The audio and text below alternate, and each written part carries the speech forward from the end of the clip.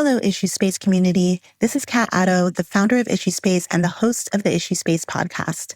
I wanted to mention that this episode of the podcast, From the Office to the Hill, working across politics, government, and impact, was recorded just 11 days before the 2024 U.S. general election. And I mention that because after this election, many of us working in social change might be taking an even closer look at our careers and wondering, where can I really make a difference?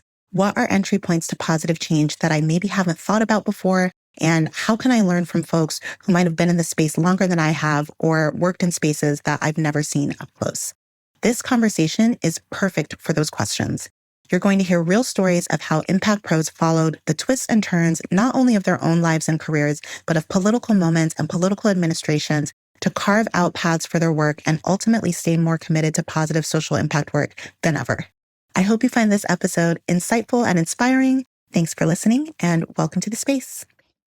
Hello there. Welcome to Issue Space. We are a podcast and community for everyone who's working to save the world.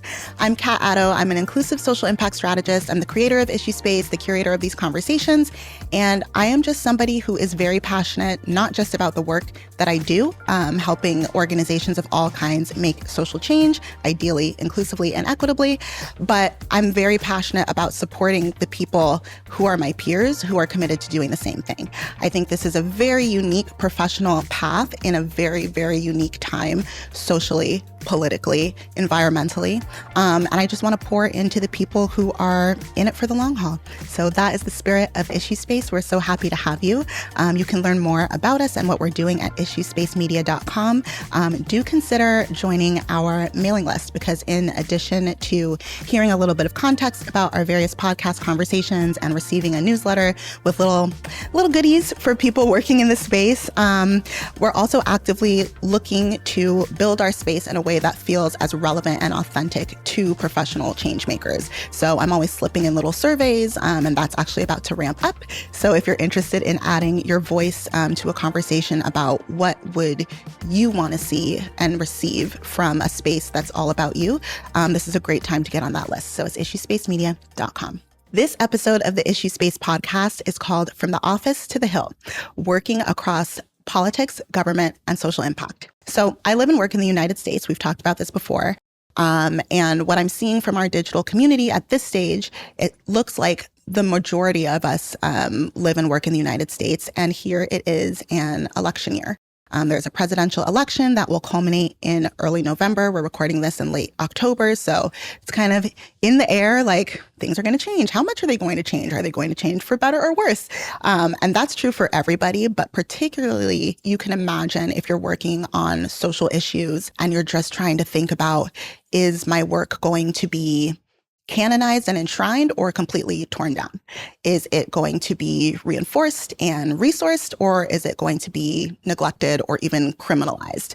It's such an unsteady time in terms of thinking about how politics impact social impact. And so I wanted to carve out some space to talk about that today.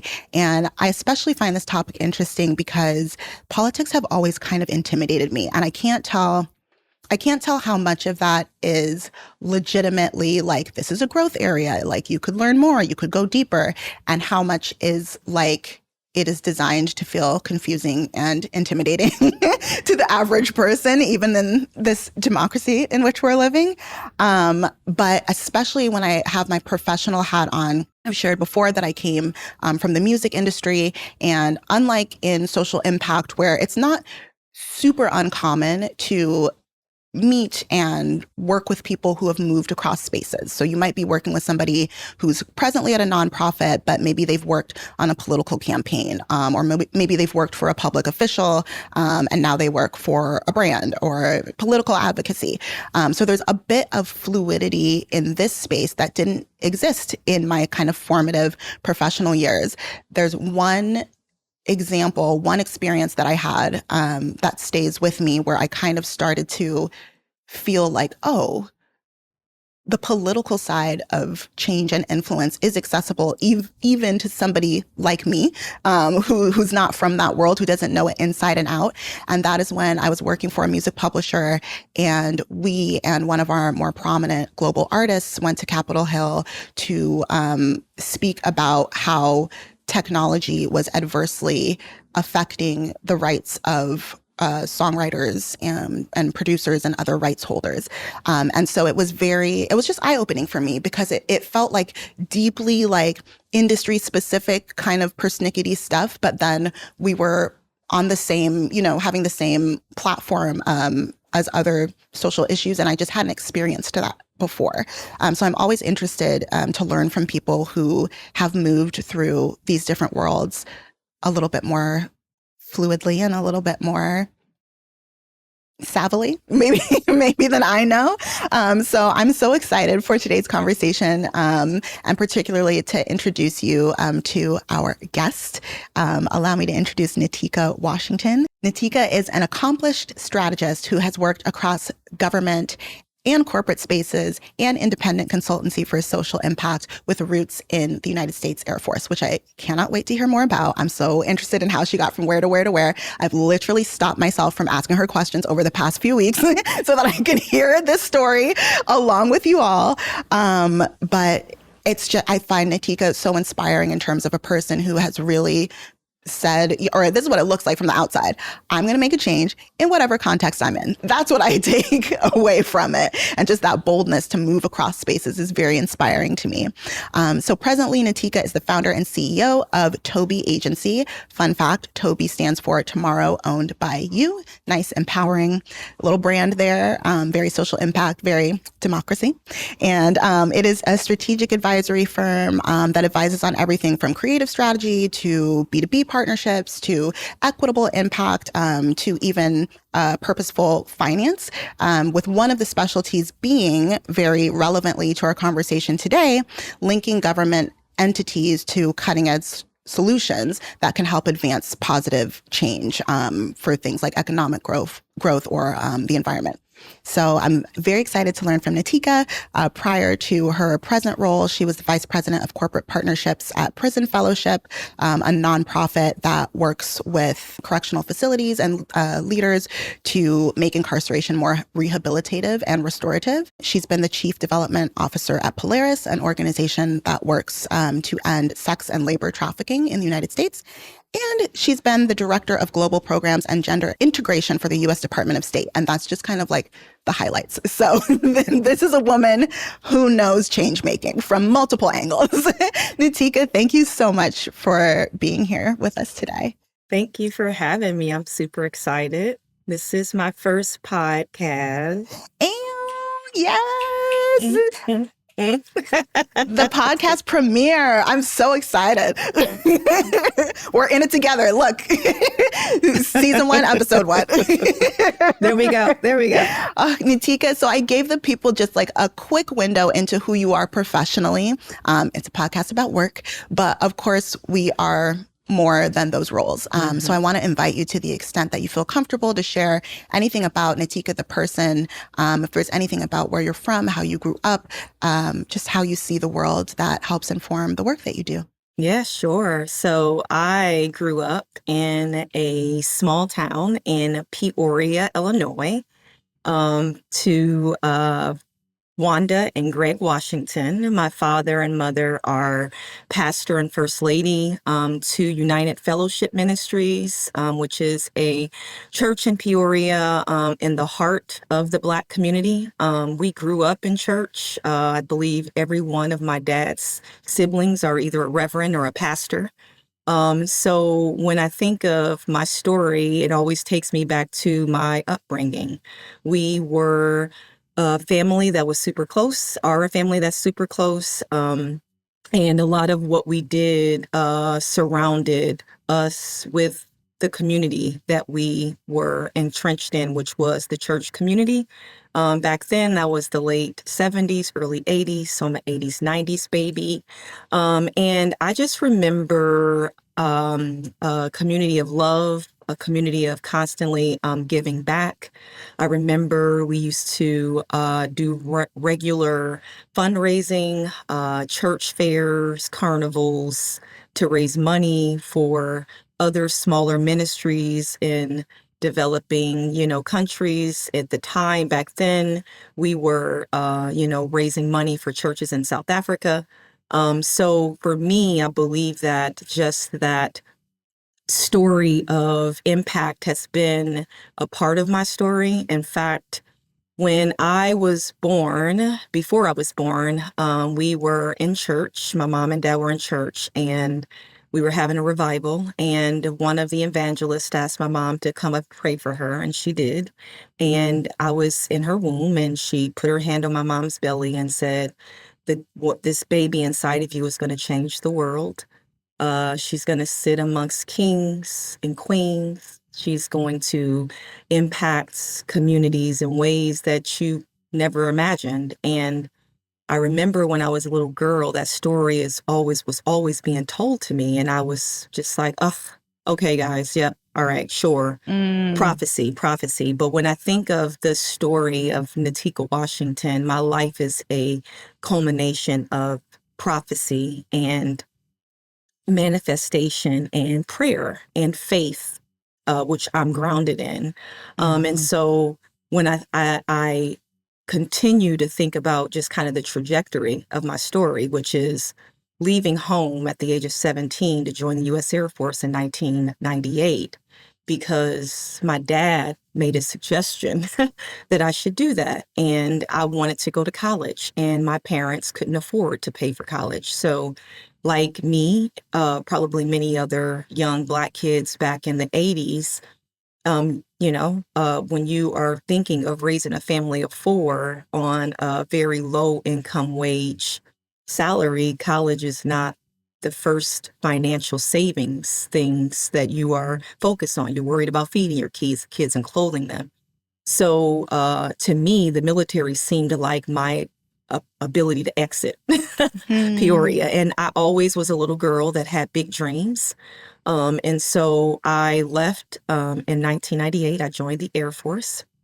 And that really is where my story started. And things just kind of took a completely different direction than I think that I realized at the time. So the Air Force was obviously a very large organization. I knew nothing about the military. I think the only person in my family that was military was my grandfather back in World War II. And my uncle, who lived so far away, we never really knew what he did in the Air Force. The Air Force was my up-close experience to real-life discrimination up front. I joined a career field that was a very male-dominated career field. I was a cop in the Air Force. And as you can imagine, in the 90s, there weren't very many of us women in that career field, let alone Black women. And so at a very young age, I had to learn how to begin to utilize my voice without someone actually having taught me how to do that.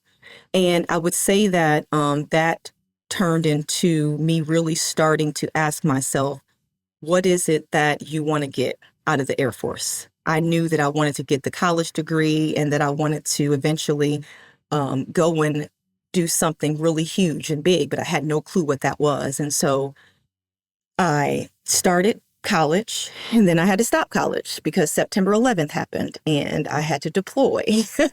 And so now you've taken this little Black girl from Peoria, Illinois, that's been nowhere but in the United States, and you're like, you're going overseas.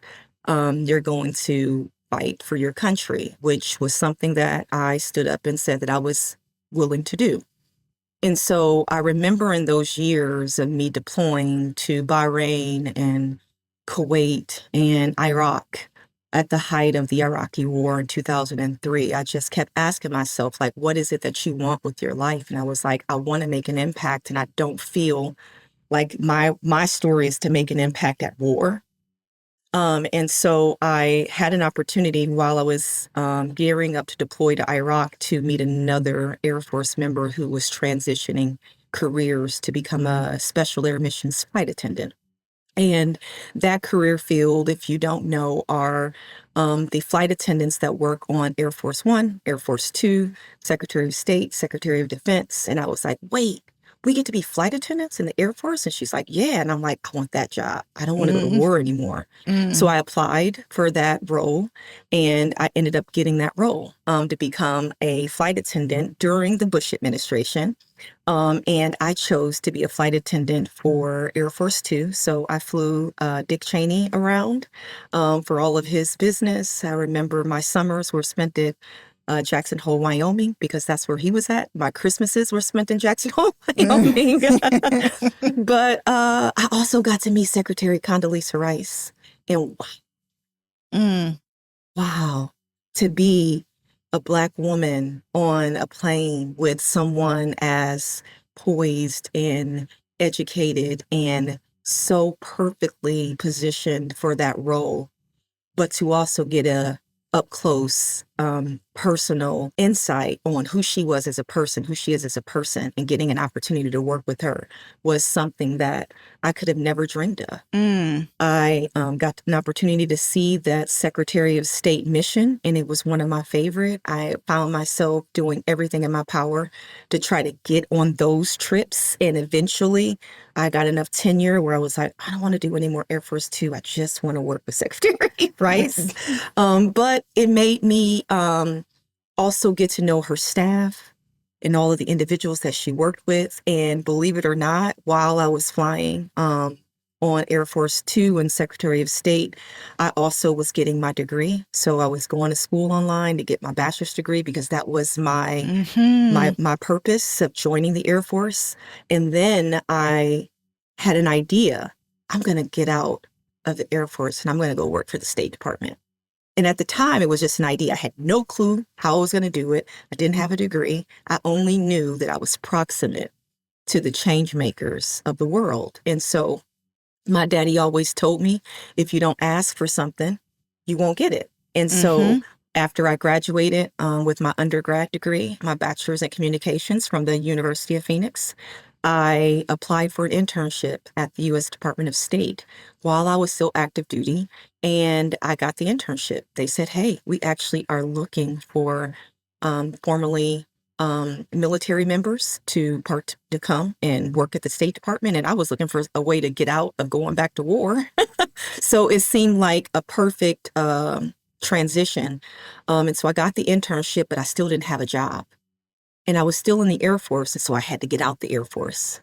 And so I was like, okay, I needed to use my relationships that I had made while I was in the Air Force, which was with my commander and the base commander, to see how I can make it possible if by chance I was successful enough to actually get myself into the State Department. And so I learned that there was an opportunity for me to request an early out of the military, which I was able to do if I had a full-time job offer in public service. And so I went mm, to my contact that I used to work with at on Air Force Two, or Secretary of State, Condoleezza Rice, who at the time her name was Carol Perez. And I said, hey, Carol, I'm doing an internship at the State Department. Do you mind if we meet for an informational interview? And she said, sure. Met her over coffee. She had 15 minutes. She was a very busy, very senior Foreign Service officer. And she said, well, what is it that you want? She was like, well, in this world, it's all about who you know. And you live in a town in Washington, D.C. that's about networking.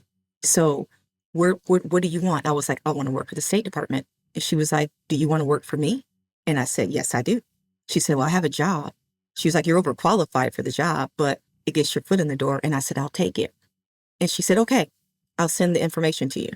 And that was my transition into the State Department. what a 15 minutes. What a coffee. My God. It was the best. I'm like trying to follow along. It was the best 15 minutes ever, but I took Oh a my job God. that I knew would open up opportunities for me to accomplish that dream, which was for me to be a full-time employee at the State Department at the time. So Carol took a chance on me. So now I'm at the State Department, and then I get there and I have imposter syndrome because I'm like, You don't have this very fancy degree from these very fancy schools. Your parents have never been out of the country except for one place, and that's Africa. You've never been to Africa. So like how is this going to work? Like what are like how are you going to be successful in this role? And I just started going on a bunch of informational interviews. I started meeting people. I started getting outside of my bureau, which at the time was the Secretary's Bureau Mm. and would ultimately be the only bureau that I worked for. And I started meeting other people, understanding how their careers kind of became their careers at the State Department. And then I positioned myself with the current client who I was working for within the State Department to transition into my dream job, which was to be the director of global programs for the Secretary's Office of Global Women's Issues. And so that job led to me being able to create the dream that I wanted, the expertise that I wanted, the branding that I wanted for myself in my career at the State Department. And so I eventually got hired into that role as the administration's changed. So Obama was in, Mm-hmm. Secretary Clinton was in, and I reported to Secretary Clinton's office. Wow. My boss was Ambassador Melanne Revere, and my mentor to this day was at the time was the deputy for the Office of Global Women's Issues and the chief of staff, and her name is Anita Body, and she was the woman that established essentially the human trafficking legislation for the United States. So she was a career diplomat, public service diplomat, and I got an opportunity to learn from some of the most advanced and expert gender warriors around the world. Mm-hmm. That is kind of my story to how I got to the State Department. There's so much more in there, but I feel like I need to stop because Oh my have some more God. I know. I'm like, questions. I feel like I'm like dog paddling. What an origin story, though. Like, incredible. So, I got chills several times as you were talking. The first moment with the hand on your mother's belly and just the power of speaking something into being and that sensation of like you hearing about yourself before it fully integrated and you were like, oh, that is me. I feel like there's something so powerful in that, because to your point, before we know specifically what we want, like, oh, it's called this job in this office, in this role, I need these people. It starts so abstract, it starts with just like a sense of like, I think I care about this. I think I'm meant to do this. So I really appreciate that in your telling of your story, you don't cut out those parts that might seem a little bit more intangible, because I think that's where we all begin, whether we literally had it spoken over us in the womb. Like there's something, but it's the still small voice, right? I also really appreciate you bringing in your faith. I don't think that in these conversations we've had any perspective from Christian faith. You're Christian, Christian. like Christian faith. And I was raised in a Christian household as well. And it's funny to me because I don't think that you necessarily, and maybe this is not accurate and it's just a co-opting, but I don't think that you necessarily associate progressive spaces and progressive politics, which, as we've talked about in issue space before, you don't necessarily have to be like the most extreme card carrying progressive to work in this work, but most of the issues and causes are progressive leaning. So if we assume that, you don't really associate progressivism with Christianity, at least in pop culture. But as somebody who was raised with Christianity and now works in this space, I see so many parallels in terms of how you treat people, in terms of how you see your role being service oriented, in terms of how you see what we would call solidarity and allyship and aligning yourself with the most marginalized people and having that bravery. A lot of those lessons, even before they came to me through the experience of being Black and first generation and getting a sense that solidarity is important that way. They were taught to me as lessons about like, this is compassion, this is how you show up for a community. And so, but it feels like almost like we don't talk, like if you were like Jewish or Muslim, I feel like you would almost be more welcome to talk about your faith in progressive circles than if you were raised Christian. So it doesn't come up, so we don't really talk about it. But the You're seeds right. are very similar in terms of values. I mean, my entire life story is a story of 100% faith. Mm. The scripture that's coming to my head is Hebrews 11:1, which is, now faith is confidence in what we hope for and assurance about what we do not see. So it's like, I have faith. I know that I'm going to be successful. I know that I can go and work at the State Department. I have no clue how it's going to come together, but having that faith, it's like these last, I would say, 3 years of my life since I've taken the decision to become an entrepreneur full time and have been on this journey, has been one of pure humbleness, where I have to set space for me to meditate, for me to pray, for me to visualize what it is that I'm trying to accomplish. And I don't believe that I would have ever got to this place or this space of meditation that I am in right now if faith wasn't instilled in me from birth. And so for me, I'm never shy to talk about, who I am and what I stand for. And I think anyone in my circles, my entire life, you can say she's a Christian. Her daddy is a pastor. Mm-hmm. So, to me, that is my story. And every career decision that I've made, there's been prayer, heavy prayer over that decision. I go back to my dad, who was like my top advisor, my consigliere. And I'm like, should I do this? Let's talk about it. Then we go into prayer. And I would say that has been the success of the journey. But no job that I've accepted was kind of just handed to me without me putting work and intention into that job, if that makes sense. Mm-hmm, absolutely. And it to me, it brings up parallels both to kind of like mainstream spirituality that is somewhat popular right now in terms of manifestation, setting your intentions, like believing in the power of vision and speaking things into being, but also the faith that we're asked to carry into our jobs every day for social impact. The scripture that you read could have been on a nonprofit website. Absolutely. Like it's the same. It's holding a positive vision of a future that is better than what you see today and being unwavering in that, and taking the next step, even though you can't see exactly how you're going to get to this more just, equitable, whatever the language is you're using, of social change and state. It's about like having enough faith to take one step after the other and to bring people along. So thank you for sharing that. I know that your path was unexpected, but did you have a vision of what you thought you wanted to do professionally when you were growing up? Oh my God, yeah. I wanted to be a supermodel. Okay. Girl. Naomi Campbell. I was obsessed with Iman. Oh, Obsessed yeah, with Iman. a queen. I mean, yeah, it's Iman, I get right? it. Yeah. And I was this little girl that always believed that I was going to not remain in my hometown. And so I had this dream that I was going to be a supermodel. I was going to live in New York City. I was going to be at Paris Fashion Week and New York Fashion Week and all the things. And then in my 30s, when that did not happen, because that didn't happen, You're like, obviously. nobody's calling me for Fashion Week? Nobody's calling me for Fashion Week. Like, why? What? Look at her. Why What's is my happening? schedule so clear?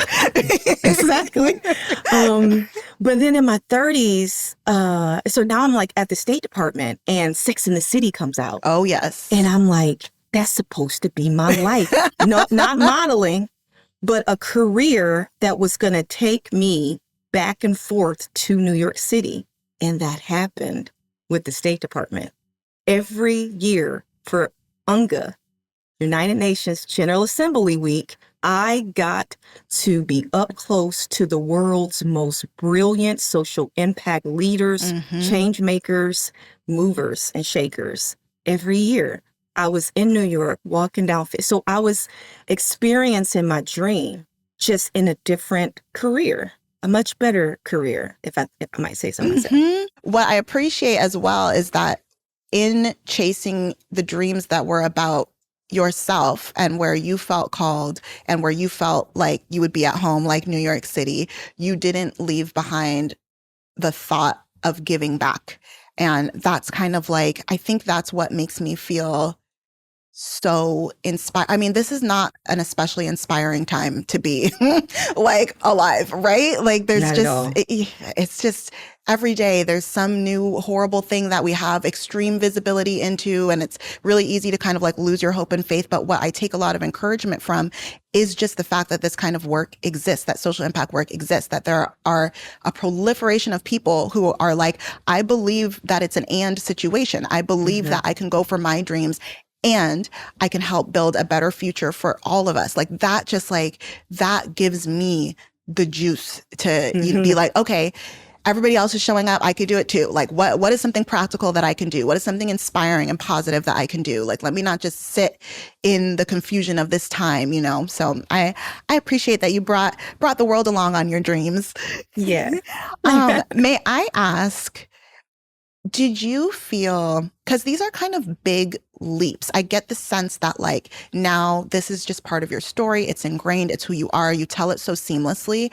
But if I try to put myself into where you might have been mentally and emotionally at each kind of step along the way, even with the solace that like spirituality brings you, like they're kind of big, huge things. And so I'm very curious, even before we get into how you transitioned out of government into social entrepreneurship, like, were you cognizant of like a sense of risk and like just sacrifice with each of these steps? And how did you let the motivation and the belief and the faith that this is where you were meant to be and the kind of work you were meant to do outweigh any fears around those risks?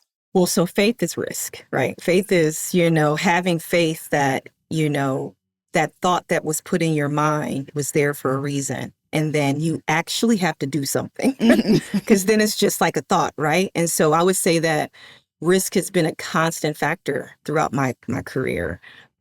Whether it was enlisting in the military when I was 18 or taking a leadership role in a organization that I knew nothing about the topic. When I transitioned to be the director, right, of global programs. That is so wild, Natika. What is going on? That is so wild. But it was very clear guidance. Women are resourceful. We are hustlers. We are mothers. We are fearless. We are all those things, right? So here I am like, okay, girl, you asked for it. You bet not fail. Right? Let's go. And that was the kind of environment that we operated in. It was a very high-paced environment at the time. And it was like, we have $5 million, Natika. If you can figure out how to re-grant this $5 million to women and girls organizations in developing countries that are empowering women in, economically, politically, and socially, and do it by September 30th, because that's the end of the federal government funding platform. Like sure. We will give you this role. We will support you. We will do that. Now, I didn't know what I was doing, so I had to go learn very quickly. And so that meant that I had to go find the answers. And so I took my little butt around that State Department and I went and met with people. And I'm like, how did you get out your 5 million? How did you get out your 10 million? Who do I need to talk to? Became friends. Like, risks are also a matter of understanding how to manage the relationships that you are risking for whatever that dream is, right? And so a lot of what I was doing was introducing myself to people, trying to establish like, hey, I'm trying to learn from you. I'm not trying to outdo you. It was like this space where I was like, if I can make this happen and I can get this $5 million out, I will I'm Gucci. Like I can do whatever. Like, right. And so I did it. And the 5 million was out, and the 5 million turned into 180 million by the time I left, the State Department. So at the end of the day, it was like having the audacity to believe that I could do it. And then I think that mentality gave me a little chip on my shoulder, which why can't we have those? We try to, or try to say women should be, more humble. No, need to be empowered and, proud of the strengths that you have and what you bring to the table. And so I made that kind of my mantra. It was like, Natika was the closer. I was just known as the closer in the office. I managed the money. I managed our programs and our impact, which essentially is our branding, right? Your legacy. And our legacy. I like still get goosebumps knowing that Natika Washington's name is on policy documents forever within the U.S. Department of State. Historic. Yeah, that's the risk that I had to take because I was thrown in it because I chose to be thrown in it. Oh, I relate to that so much in my own small little way. It's like just enough delusion to believe in yourself, but not so much that you think you could do it on your own. Like from there, a pivot into like, okay, what's the community? What are the resources? But I love that. That part, the community part. I've always wanted to make impact in the community on massive scales. I knew that government inherently controls how communities marginalize, how they survive. And I was inside an institution that could, push those various different pieces. And so every time I got an opportunity to do good, I just was so grateful. And I wanted to make sure that I replicated that goodness in the people that I selected to partner with, and that they would continue to replicate it. And so I just remember our motto, or Secretary Clinton's motto back then, was pay it forward. You got your one up by getting this amazing opportunity to be in this world. How are you going to pay it forward? And so I've been paying it forward ever since. Gorgeous. So inspiring. I am curious about, because that does sound very empowering. And you kind of like went into the heart of power and were like, here I go.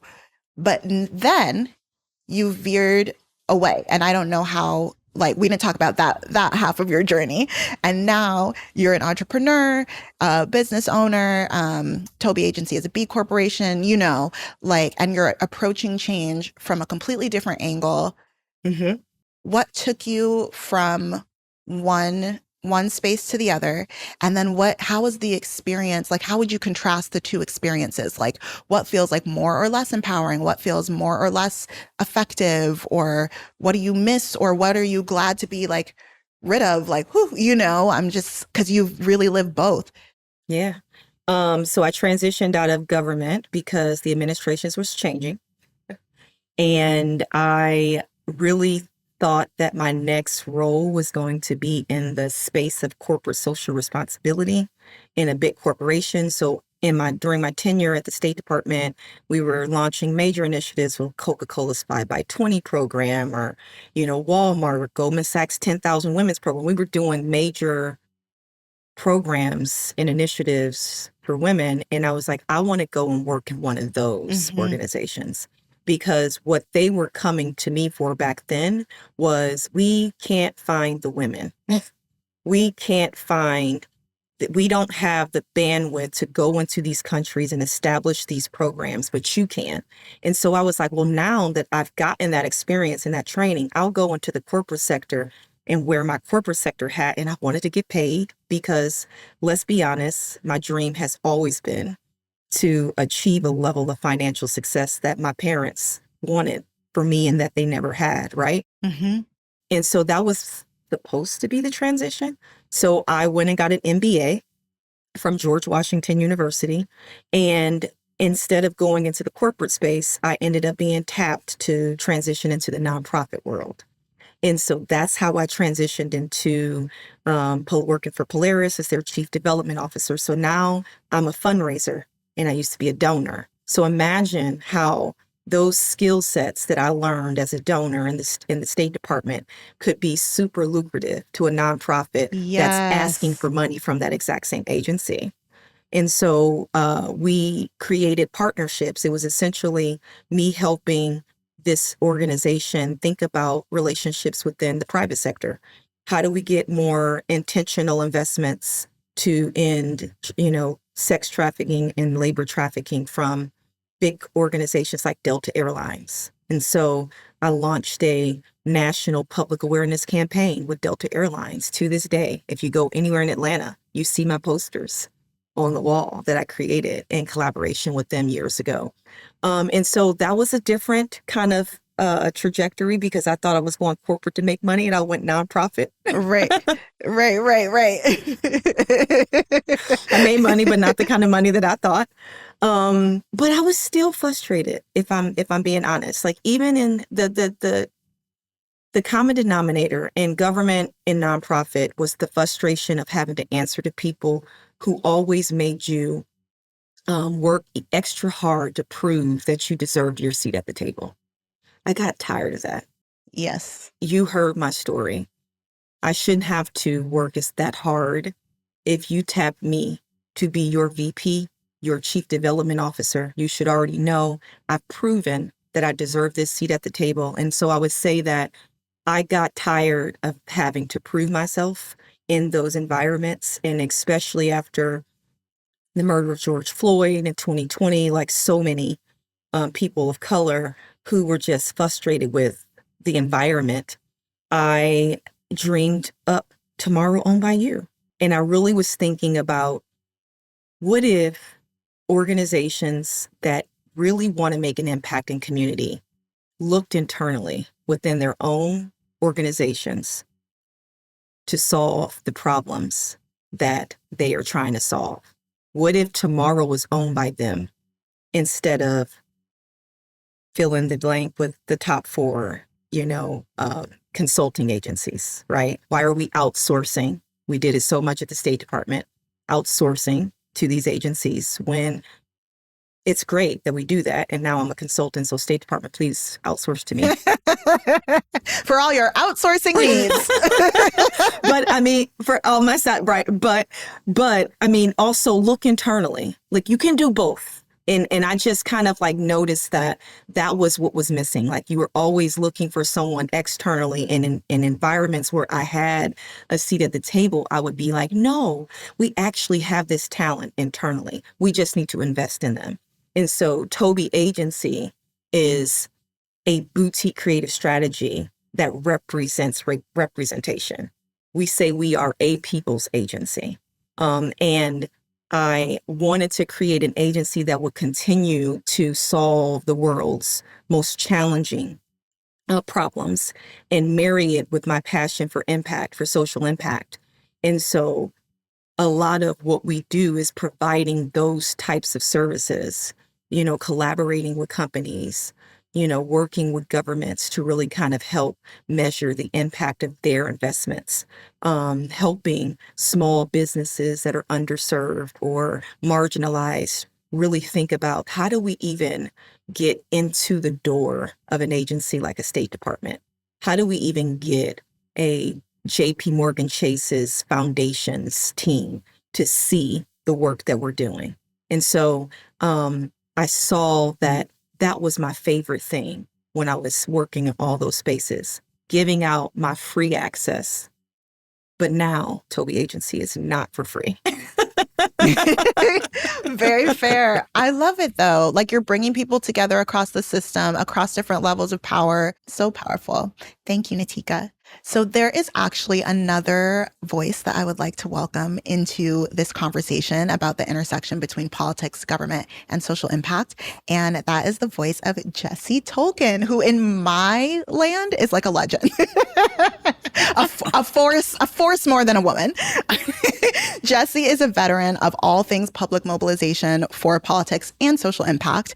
She's the founder and CEO of Drive Agency, which is a company that offers program development, narrative strategy, mis and disinformation strategy, just all kinds of public engagement, moving the needle type ventures for social issues and political moments. And previously, Jessie was a partner at the organization Purpose. She was a consultant for the Working Families Party. She has been a campaign director for various green initiatives, like the Campaign for Global Electric Vehicle Infrastructure, Green for All, the Energy Action Coalition. And she has been the campaign director for political initiatives like Young Democrats of America, New Voters Project, and Move On. And again, those are highlights. This is like this sped up version. Jessie is just one of the most inspiring people that I know in this space. The definition of somebody who has vision and then goes for it, makes it happen. Natika, to your point about you hear a voice in your head, but then you have to do something, you have to bring it to life. So Jessie, thank you so much for coming on. Kat, it's absolutely my honor because I'm a super fan of yours and I'm excited to be in conversation today. Likewise, Jessie. Okay, I gave the world's like speediest, here's highlights from Jessie's like LinkedIn. But I would love to invite you to fill in any color to your experience, but also just to who you are, where you come from, anything you feel comfortable sharing about how you were raised, your identity that shapes how you approach change making. It's always a unique situation to listen to someone read your bio, right? Because in my own mind, I'm like a 4'10", Jewish girl from Milwaukee, Wisconsin, like just kind of doing the same thing that I've done for decades. But I guess along the way, I've had the beautiful, privilege of having some pretty epic experiences and steps along the way. I'm really proud to be from Milwaukee, Wisconsin. Like Natika, I'm a Midwest girl. I am the very proud daughter of Jim and Sherry Tolkien, who helped in so many remarkable ways shape the human being that I am today, and remain two of the closest people in my life. I was belting it out at Stevie Wonder with my mom and dad in Milwaukee just last night. I love that. It's pretty amazing how he's kind of the soundtrack of their lives and my life. It was amazing to watch them look at each other singing You Are the Sunshine of My Life, which 49 years ago was their wedding song. It's the song I danced with my dad to at my own wedding just over 2 years ago. So why so much talk as a 43-year-old about my mom and dad? Because something that's very similar in my story to Natika's story is that my family and the love and support of my family has been absolutely paramount. I think we maybe are born in a certain place for a reason. And being born in Milwaukee, Wisconsin, in so many ways, ways that I probably was not going to fully be able to realize for many, many years, put, I think, my entire life's work and mission in motion. Milwaukee is a great place by a great lake.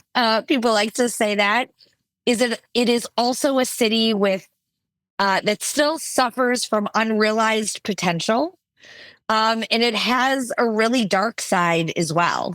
It is one of the most segregated cities in America.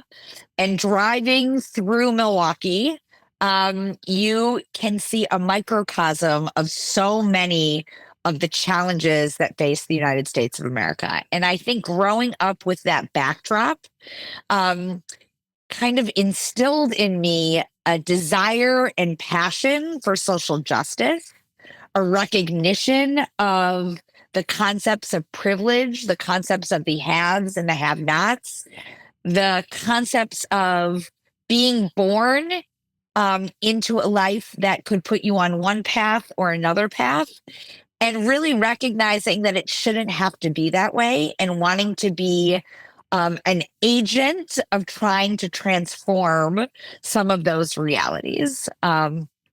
It's funny because when I say that I'm a Jewish girl from Milwaukee, Wisconsin, some people say there's Jews in Milwaukee? Like, really? And people often think I'm from New York. You have the energy. I am not from New York. Sometimes it's a little weird. I'm like, what you're picking up is that I'm Jewish. Oh. That is not the same thing as being from New York. I also have some New York energy, but I actually think I have a really proud Midwestern energy as well, that I'm just, I want everyone to know that I'm from Milwaukee, that I went to public school from kindergarten through high school, and I went to the University of Wisconsin-Madison, all of these things that shaped who I am. But in being the granddaughter of Jewish immigrants to Milwaukee, my grandpa escaped Nazi Germany very, very late. My grandma came from Poland. My other grandparents came one generation earlier from the area of Lithuania and Russia and Ukraine.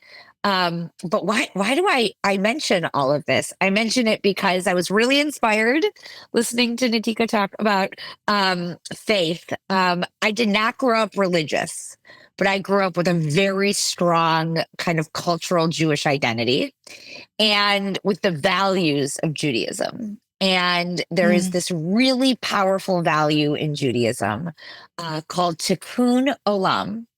And tikkun olam means to heal and repair the world.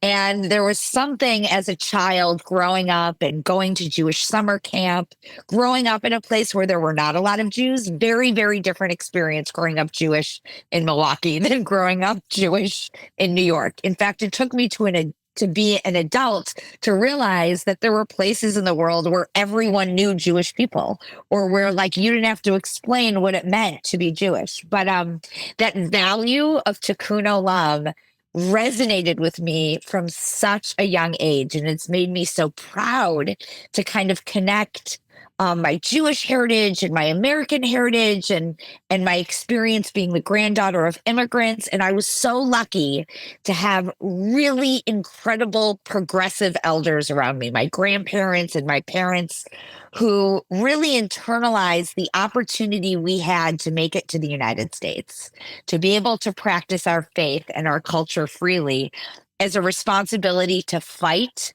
for that value for everyone.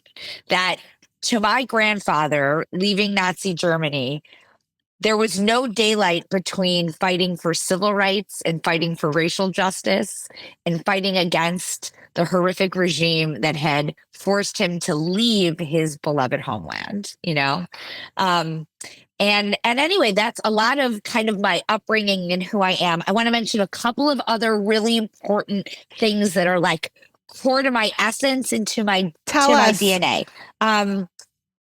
My proudest title in the world is sister. I lost my brother 4 years ago after a heroic battle he had with cancer. But my brother was less than 2 years younger than me. I think I forget because he influenced me so much in my life. Less than 2 years younger than me, Ben Tolkien, was a shining light in my life. He helped make me who I am. Sorry to my unbelievable husband, who I'll talk about in a minute, but my forever most important title will be being Ben's sister. And I think carrying on his light is a part of what continues to motivate me in the world. He was both just like me and nothing like me. He was charismatic and outgoing and a people person and had the soul of a salesman, because my other grandfather was a car salesman and owned a car dealership in Milwaukee. They sold cars. I sell social change. My brother was that, but my brother was not political. He understood what was important in life. He understood it was about fun. It was about relationships. It was about showing up for people. And even through the latest stages of his battle against cancer, when you asked Ben how he was doing, he would say, "I'm living the dream, Jess. I'm living the dream." And so I wake up every day thankful to whatever powers are out there that I get to live the dream every day. For me, living the dream is fighting hard for a more just and equitable world. Fighting hard is baked into the title of my firm, the name of my firm, Drive Agency. We aren't an agency. We are in the business of driving agency in everyone, agency to change their own lives, agency to change the world around them. Some people are like, okay, so your mom was a principal, your dad sold cars and went to law school.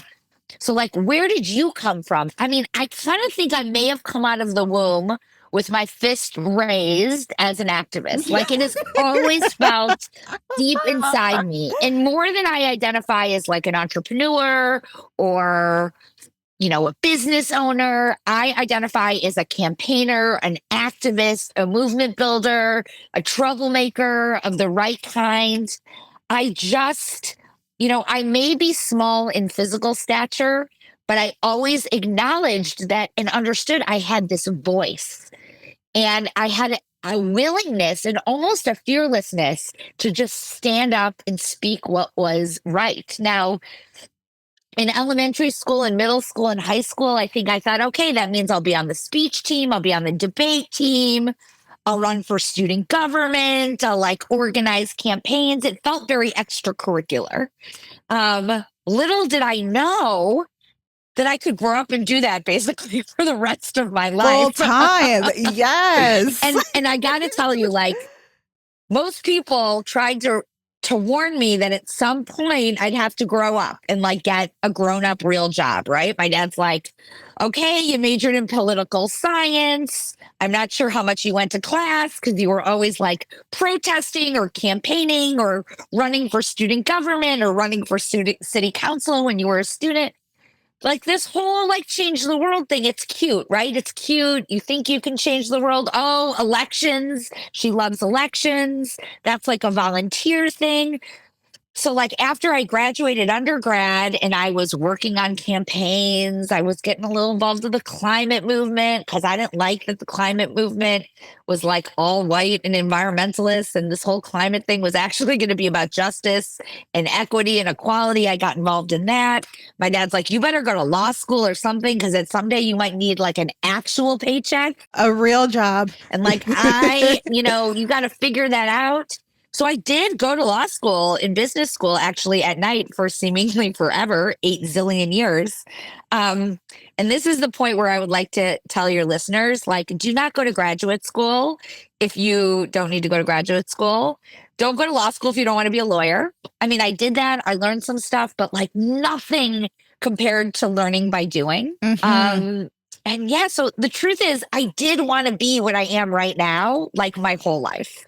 I just didn't know the path. That's I the didn't dream. know anyone who was like a full-time grown-up activist or campaigner. There was no path for me to look at. I kind of trusted and believed that if I continued to follow that like voice in my head and the passion in my heart, like another opportunity would come. It is not lost on me, though, just to be very clear. And this is so important because I am sitting in the presence of powerful, brilliant, accomplished Black women who I really think make the world go round. I just have to say that. I have made a lot of things happen for myself, but it has been powered by a society that has given me enormous privilege. And I always think that that's just so important to name as we're talking about career paths, as we're talking about accomplishment, as we're talking about risk, all of these things. Sure, it took me 20 years to not have a male boss, and that's because I started my own company. Sure, there have been moments where like being Jewish or being 4'10" and always being asked if I'm somebody's assistant or like when my boss is going to be there. These are like impediments in my life. But, I was raised by 2 parents with advanced education. I was supported in kind of every imaginable way. I mean, I wanted to go to some fancy private school. My parents said, no, you're going to go to the University of Wisconsin-Madison. Great activists will be born there. I did very embarrassingly tell my dad he was ruining my life by making me go to Wisconsin. Like maybe I needed to go somewhere fancier. And I was thinking, just because it was good enough for you doesn't mean it's good enough for me. Oh, the charm of a teenager. I regret that more than anything. in the entire world, because about 1 week into being a student at the University of Wisconsin-Madison, I called my dad and I said, "This is the greatest place on earth. And you probably don't know what this means, Dad, but I'm like an activist here." And my dad goes, "You're right, Jesse. I went to Madison in the early 70s. I have no idea What could I what know? an activist is. It's not like I lived through the anti-Vietnam movement or whatever." It's a funny, funny moment. But yeah, I have really acknowledged and recognized where I've had white privilege, where I've had economic privilege, where I've had the privilege of education. And I name that as part of my story because I'm not just an activist for anything. I'm not just a movement builder for anything. I'm trying to build justice. I'm trying to fight for equity. And if we don't acknowledge the kind of things that helped us along the way, then we can't dismantle the barriers that are remaining in place for so many. So that's something I really think a lot about. Things have come full circle because I am back in Wisconsin. I now am a resident of Wisconsin. I spend most of my time here. And then to compromise, I spent some time in Washington, D.C. with the love of my life, Raj Agarwal. And that's the last thing I'll say about my story. I have been a very single person for most of my entire career and adult life. Single in the romantic sense, right? Like I have always thrived on community and best friends. And if you come and work with me, I never, ever, ever let you go. I just keep you in my world forever. But love was always like this thing that I like loved. I loved love, but I never had love. My whole life was my job and my career and my family, my nuclear family. And 4 years ago, when I thought that I would probably never find that kind of love, I found it in my current husband, my only husband, the love of my life, Raj Agarwal. And I gotta say, I would have thought like this life I had couldn't get better, but life is kind of better being deeply in love. I might add with a fellow changemaker who lives his life from his heart. And so my life with Raj, I think, has given new dimension to my social change career as well. How so? I love that I am in love and living a life with somebody who can feel like my passion and my joy and my heartache in this work. Yes. I love that I no longer look for my work to love me back, which turns out your work doesn't love you back that well. Which is hard in this space to think about. It's very hard in this space. I think I kept thinking if I poured enough in, that work was going to love me back. Now, it did fill me up in all kinds of ways, but it couldn't love me the way I really was looking for in life. So to come home at the end of the day and have this human being love me back is pretty wonderful. And I think it has made me more resilient in the work. And that's really important because it's a really hard, hard world out there. I am in Wisconsin. I am working across 6 states right now in this scariest, most important election of our entire lives. And I am inspired by this election. I am terrified by this election. I am broken down by this election. But at the end of every day, I've got somebody that loves me, whether we win or we lose. And somebody that I can share my joy and my heartbreak with. And that's a pretty lucky thing to have. Thank you for sharing that. I think it's a good reminder, whether it's a romantic partner or a different kind of relationship or set of relationships, like there's a lot of output in this work. So it's much. like pouring out, pouring out, pouring out, pouring out, pouring out. And just to like consciously remember, like, I need to be poured into as well is, I think, so important for just the sustainability and longevity of our people and our work. I could not agree more, Kat. Thank you, Jessie. I really, really hear you on, oh, that's cute. You're like an activist because you're young and like unserious. But what was the specific opportunity or model or moment or mentor, or what was it that showed you that this was a full-time job, and what was literally your first opportunity to work on change full time? I've always been enamored by politics, like enamored by democracy, in a way that I think is confusing to a lot of people. But the idea that just everyday people, our actions together, elect somebody to office, and that person is accountable to us and represents us. I started working on elections in high school. In my senior year of high school, I had this incredible opportunity where I went to high school in the morning and I worked for the mayor of the city of Milwaukee in the afternoon. And a bunch of things clicked for me my senior year of high school, which is, wow, like you can actually do things from the mayor's office that impacts people's day-to-day lives. That's incredible. I was doing like the most basic constituency work. Somebody would call and say their trash wasn't getting picked up or there was a street light out on their corner. But then I could call like, the right office in the city and be like, this is Jesse from the mayor's office, and we need you to fix that light that's out on Sherman Boulevard. And they would fix it. And then that person would feel like government works for me. And then they'd feel something about the mayor. And that whole like connection of all of the pieces was so cool to me. So really my first job was that somebody paid me to register people to vote in the 2004 election. My job for 1 year leading up to the 2004 election was to register as many 18 to 24-year-old voters as I could. And this was a fascinating moment. This was a time where young people did not vote. We are talking pre-Obama, right? So the way we treated young people in elections was, hey, we should just cross them off the list because they don't vote. And we were trying to prove otherwise. So I ran a campaign. I managed like 19 people that were my age or older across Wisconsin to register young people to vote on technical college campuses, community college campuses, outside bars and restaurants. That year we registered 140,000 18 to 24-year-olds to vote. Wow. In that election, the election was decided by 11,000 votes in Wisconsin. Most people say that was the margin of young people participating in greater numbers. And a lot of what we learned in that election is what enabled Barack Obama to run for president in 2008 on a strategy built on young voters. Absolutely. I saw him speak at NYU. Like, I'll never forget it. Right? Because that's for me when the connection between politics, elections, and social change came together.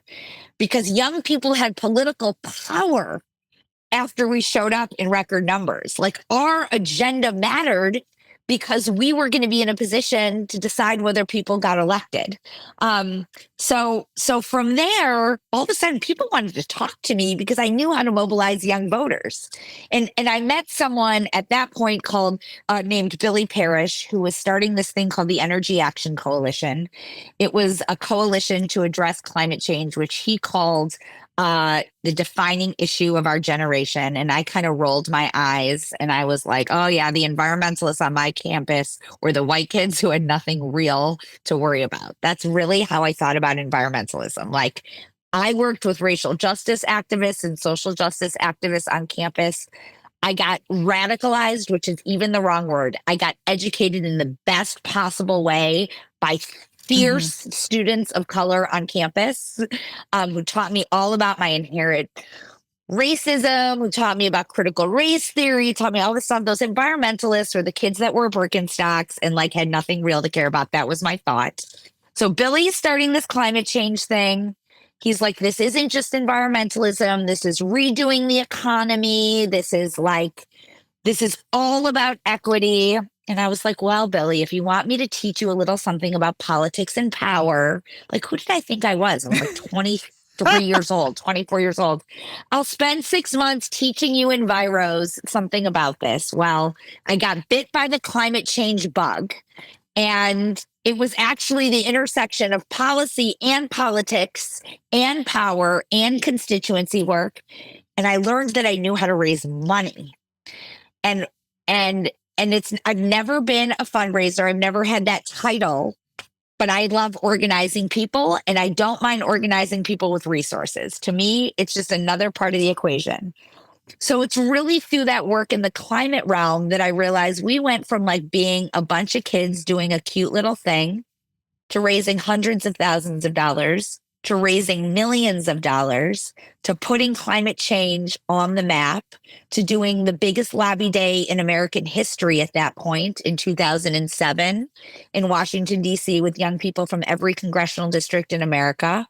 And all of a sudden, I was at the table with the big boys. And I do use that word big boys because there were certainly not very many women. And, I was going to school in the background, but like I couldn't leave that. My dad's like, what do you mean you're not going to go to NYU? I'm like, no, I'm like building a movement and this is it. And that's kind of how the trajectory went. Now, it's been a wild ride since then. I have helped incubate social change organizations on immigration, racial justice, women's rights. I've worked for political parties. I've worked for corporations. And this all comes back to the kind of social change leader I am. I am not a precious social change leader. And what do I mean by using that word precious? I have very strong views and very strong values, and I'm uncompromising in a million different ways, but I want to win. I do not do this work just because I like the game.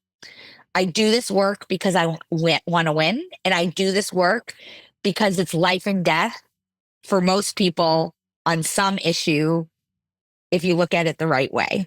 And so I am not precious about saying, I will not work with you because you do not believe the exact same thing I believe. I can't work for you because you're a corporation and we've got to like tear down capitalism to solve the problem. I agree the capitalist system is broken. I agree a lot of corporations do bad things, but I want to win.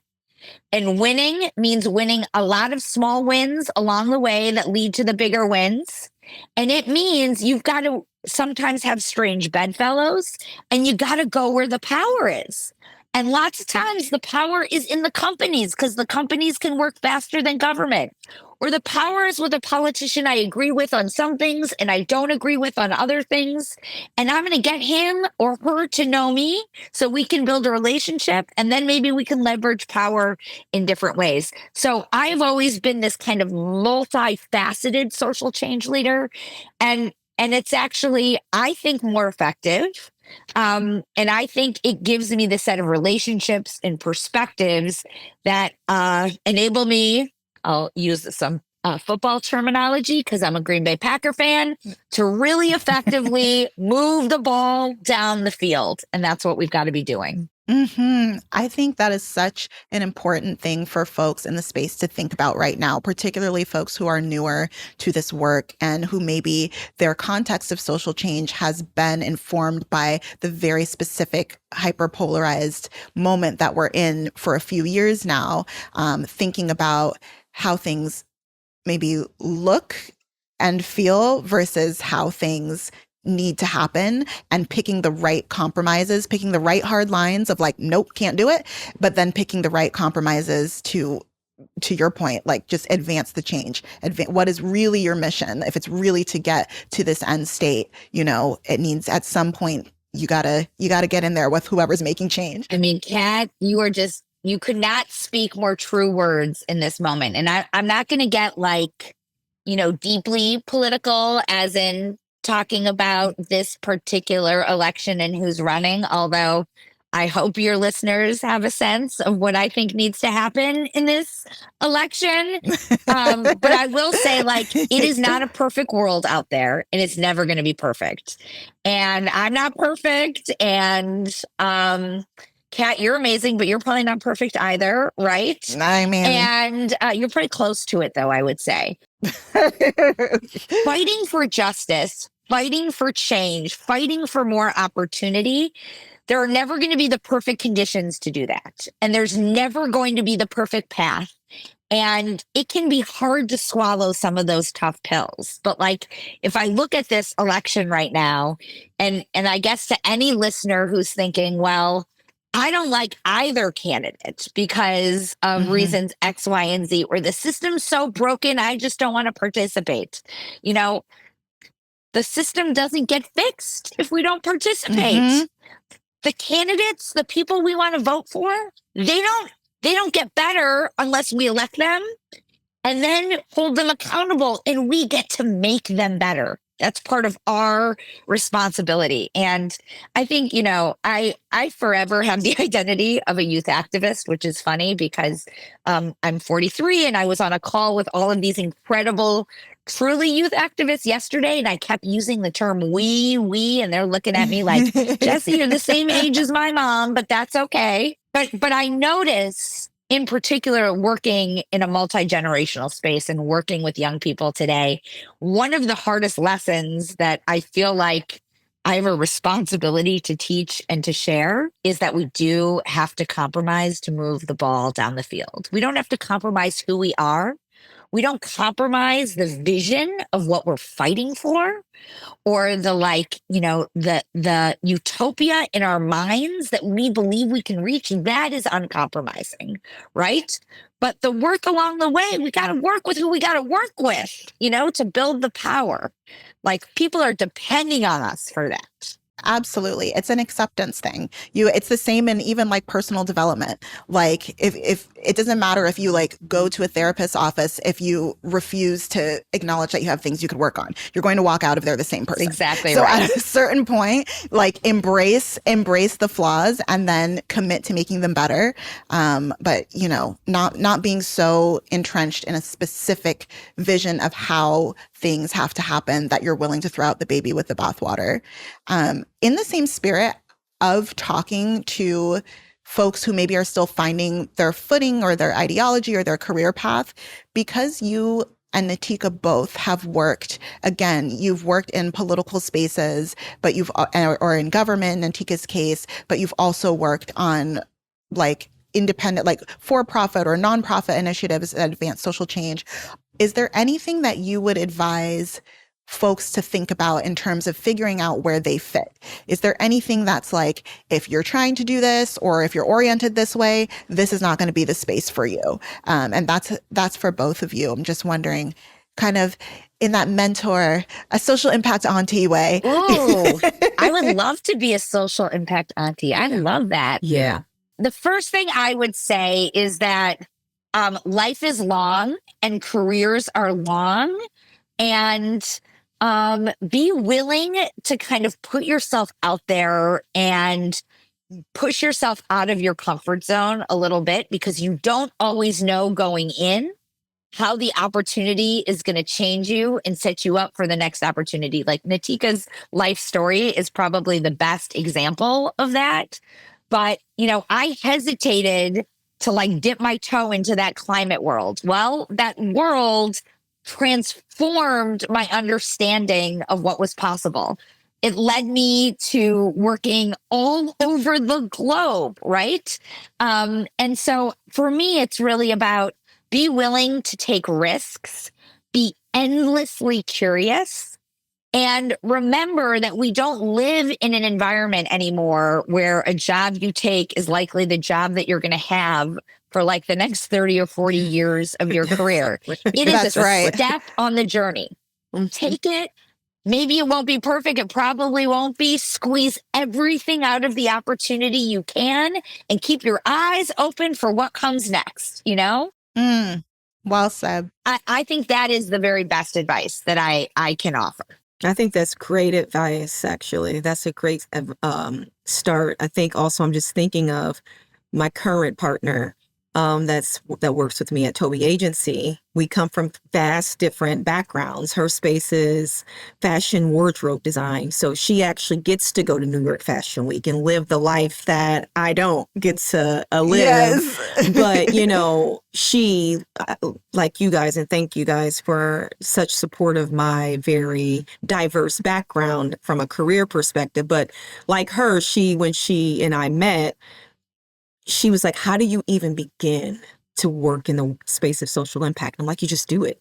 You wake up one day and you make a decision that I'm going to be a social impact avenger, right? And whatever your space is, whether it's climate, whether it's gender, whether it's equity, like you show up.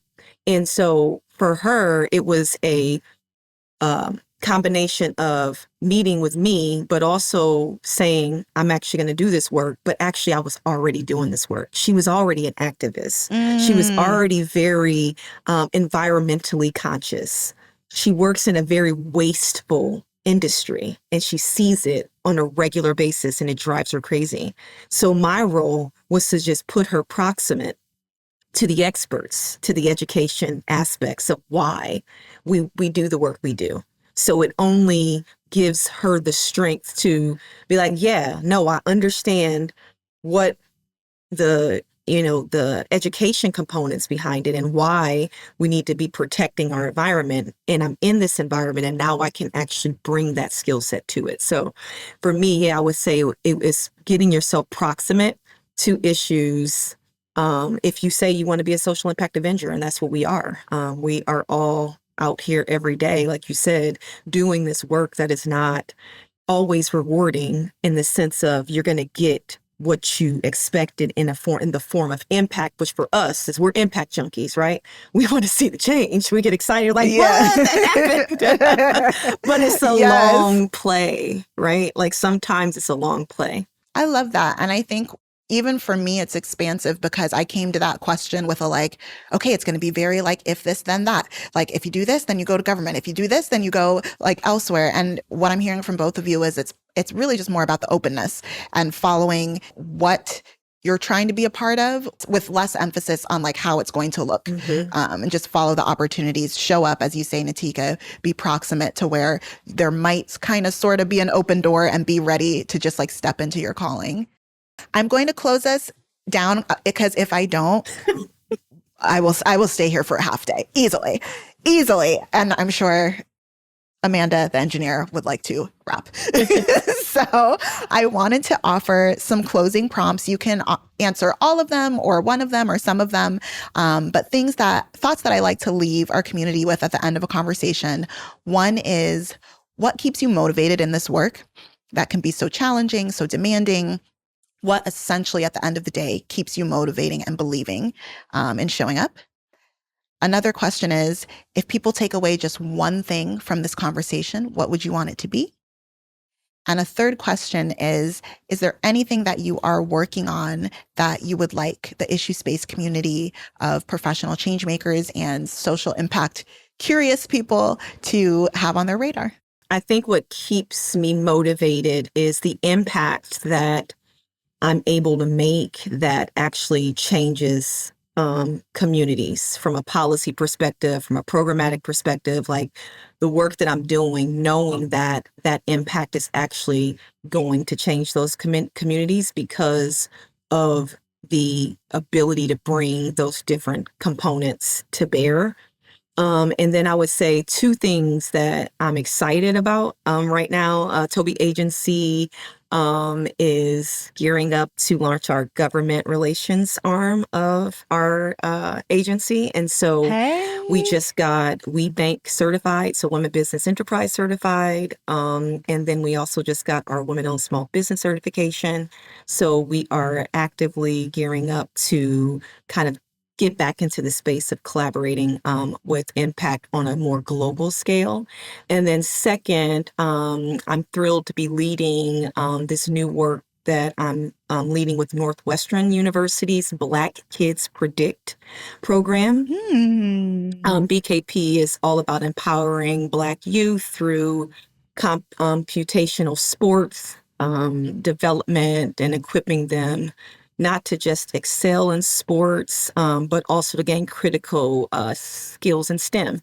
So I'm excited to be collaborating with Northwestern, bringing more opportunities for STEM education to Black youth across the country. Wonderful. And congratulations on your certifications and your new practice area. Come on, Toby. Come on, Toby. Oh, Jessie, how about you? What keeps me motivated is cliche, but true. Everyday people do change the world. And I see examples of it every single day. It is not always in a direct linear path, but this equation of people coming together to use their voice, their electoral power, their consumer power it changes things, and it changes things for the better. It transforms lives. It transforms communities. Whether it is the farmer that I have met in Ohio, who is a 5th generation farmer that is deciding to put a solar farm on his land so that the next 5 generations of his family get to continue to farm that land because they're farming solar power in addition to farming dairy. And he's standing up to his neighbors and telling them why they should be supportive, whether it's that or it's folks on the northwest side of Milwaukee saying, we will decide the political future of this city and this state by getting out the vote. Like, that is what keeps me motivated. I love the thrill. I am an impact junkie, but this stuff works. Organizing, campaigning, it works. And I think what I'll just say, I mean, I'm so proud of so much of the work that Drive is doing, from combating mis and disinformation to figuring out ways to leverage AI into running better organizations, to our work with the Robert Wood Johnson Foundation on centering children in our public policy making and our narratives. Can't we be a country that actually cares about kids for being kids and not just what they're going to be someday? So I'm really proud about all of that work, but this is going to air after the election. And so I'm sitting here and I don't know the outcome of that election, and that scares the you-know-what out of me. But I guess what I would leave everybody with is, regardless of the outcome, our ability to make change has not gone away. The need and urgency for us to fight is as strong, regardless of who won that election today, as it was when I recorded this interview in October.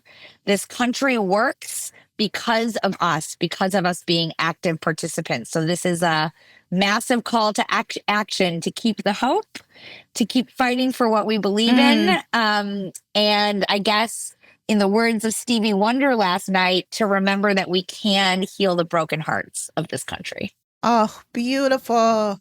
Beautiful. I told you she was one of the most inspiring people I knew. That was off the cuff. That was just like off the dome. Oh, Natika and Jesse, I cannot thank you enough for the time and just generosity, the openness, the candor. It has been so inspiring to me, and I know it's going to touch our community. Thank you. Thank you so much. To everybody who's listened, thank you. Again, you can learn more about Issue Space and what we're building at issuespacemedia.com, and we'll see you soon.